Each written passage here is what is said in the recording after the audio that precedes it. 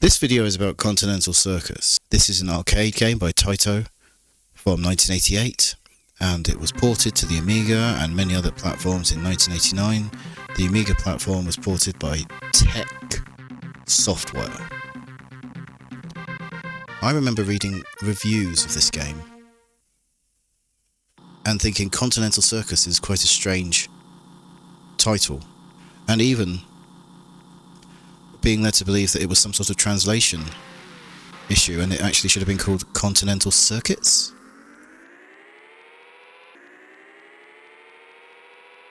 I did a bit of research actually into that just now, and I believe my little factoid is verified and it was meant to be Continental Circuits. Now, Continental Circus is quite a cool title and it captures the imagination, so I think it's worked out well for everyone that way. This game is one of those point-to-point games where you have to get to the next checkpoint within the time limit. It's quite pleasing. It's quite hard.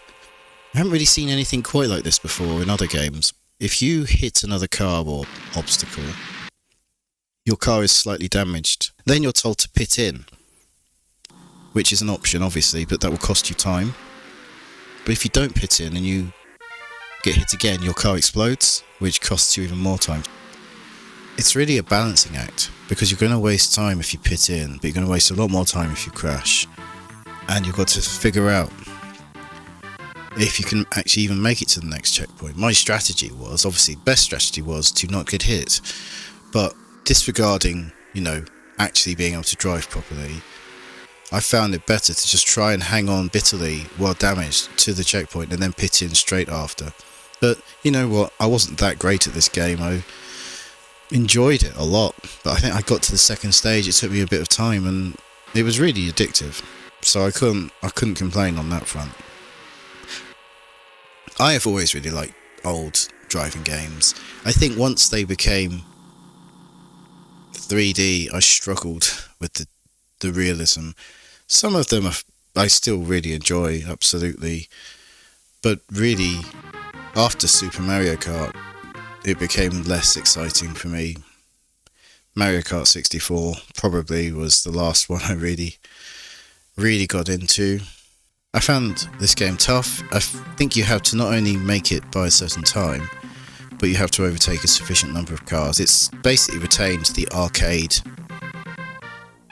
difficulty, which is something I've ranted a little bit about before, because some of these developers have just done a port of the arcade game, missing the point that the person has bought the game.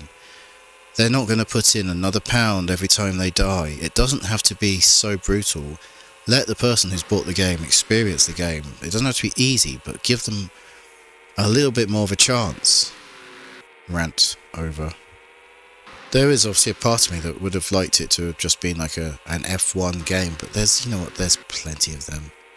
This reminds me a little bit of WEC Le Mans, which is another one. It's really nice. You've got a couple of gears, you've got to hit checkpoints. It's just that slight frustration that they didn't dial down the difficulty just a bit. My favourite F1 game is Exhaust Heat or F1 Racer Champions on the Super Nintendo. That's a proper game where you follow like the Formula 1 Championship, and it's really, really nice. Highly recommend that game. This one, they're Formula 1 cars, but they could be anything, couldn't they? They could be kangaroos. What does it matter? That's actually a good idea. Moby Games mentions that in the arcade there were special glasses that you needed for this game, and I don't know what that means. I found a picture of the Continental Circus cabinet and it has some glasses, so you put your face to them and I'm guessing it's 3D. I didn't know that. It must be a 3D game. It says on Moby Games it has 3D. That explains the glasses. That's a nice inventive idea. I'm not sure what the 3D would add to this game, because it's not exactly graphically stunning. Probably looks better on the arcade, but arcade in 88, I don't know how good it could have looked.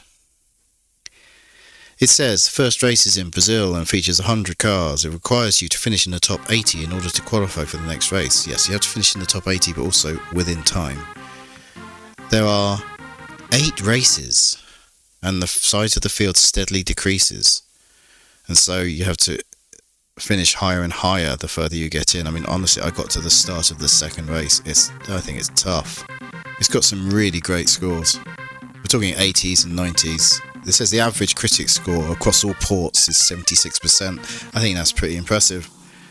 It's quite a simplistic game though. I don't think there's a lot to it, but you know what? It's well made and it's fun. Sometimes that's enough, isn't it? Just looking at YouTube, someone pointed out that if you do get to Monaco, it doesn't have the tunnel, and to be honest, what's the point of having Monaco in a game if it's not going to look like the city? Like, that's the point. It's the most iconic track. I realised there were limitations to what they could do at the time, but just bang a bunch of sprites along the side or something. And I'm sure someone had mastered tunnels by 1988 in racing games. One thing, this is slightly out of place, but someone was saying in YouTube, they said that the word extend, so when you make it through the checkpoint, the word extend gets in the way of viewing other cars and then you crash, and the crashing is really annoying. One thing I'm going to add to that is that cars just drive through the back of you, and that is just unfair, bad design. There's just no reason for that. You can make your game hard, but don't make it just cheat you. That's unfair. The expression of the ladies at 1536 look disturbing. I've got to check out what that means.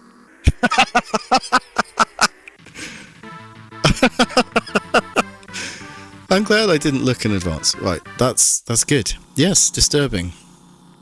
Another person has said that it's the same game engine as Chase HQ. Chase HQ is, of course, the other game that springs to mind when I think about sort of arcade games against the timer. Some versions of Chase HQ are really good, and some are not much fun, but that's a franchise I've got a lot of time for as well.